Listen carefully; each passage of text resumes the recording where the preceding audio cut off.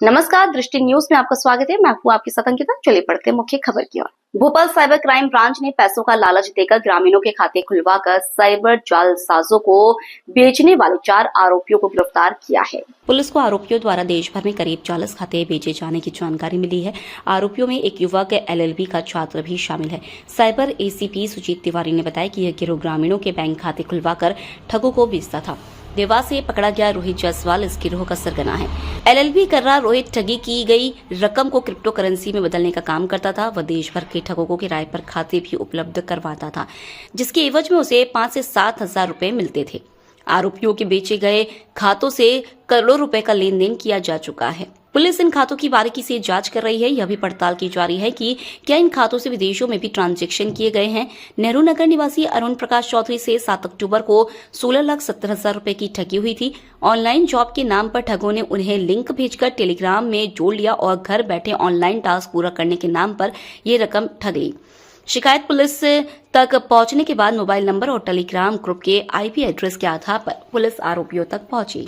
Crime ने 4 आरोपी पकड़े हैं। उसमें पूर्व में भी इस तरीके की शिकायतें और अपराध में हमने कार्रवाई की है और अभी पुनः कार्रवाई की। ये क्या करते थे, आरोपी जो हैं ये एक व्हाट्सएप ग्रुप के माध्यम से टेलीग्राम ग्रुप पे ज्वाइन करवाते थे, लिंक देते थे टास्क फ्रॉड और इन सब चीज़ों के लिए, और उसमें लोगों को जुड़वा के और टास्क के नाम पे उनसे पैसा लेके और फिर उस पैसे को जो खरीदे हुए खाते हैं उनमें इस्तेमाल करके फिर एक जो आरोपी था वो उसको क्रिप्टो करेंसी में परिवर्तित कर देता था, जिस पर शिकायत भोपाल के एक आवेदक ने की थी, जिसमें विवेचना के दौरान ये पाया गया, जिसमें 4 आरोपियों को मंदसौर और उज्जैन से गिरफ्तार किया गया।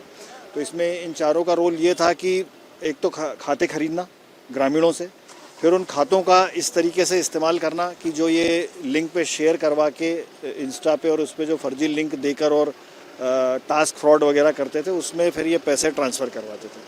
तो उस शिकायत पर टेक्निकल आधार पे इन तक पहुंचा गया और इनको गिरफ्तार किया गया है। और इसमें अभी हम लोग टेक्निकल जांच और कर रहे हैं कि कई और जो इन्होंने फ्रॉड किए हैं तो वो अभी हमारे JMI पोर्टल के माध्यम से और जो इनके पास से मोबाइल और सिम अन्य चीज़ें जब्त हुई हैं उसमें और देख रहे हैं कि कितने लोगों के साथ इन्होंने इस तरीके की धोखाधड़ी और की। ये महंगे शौक पूरा करने के लिए इस तरह की वारदातें करते थे।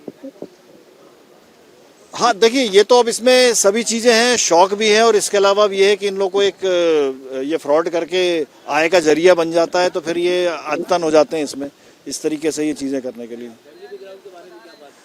फैमिली बैकग्राउंड तो ऐसा है कि देखिए छोटे जिलों के हैं, ज़्यादा पढ़े लिखे नहीं हैं, लेकिन चूंकि आजकल सब ये टेक्निकली साउंड होते हैं और सीख जाते हैं, ये सारी चीज़ें करके एक दूसरे से सीखते हैं, तो बहुत ज़्यादा पढ़े लिखे तो नहीं है, 8th 9th इस तरीके से पढ़ाई लिखाई वाले ग्रामीण परिवेश के।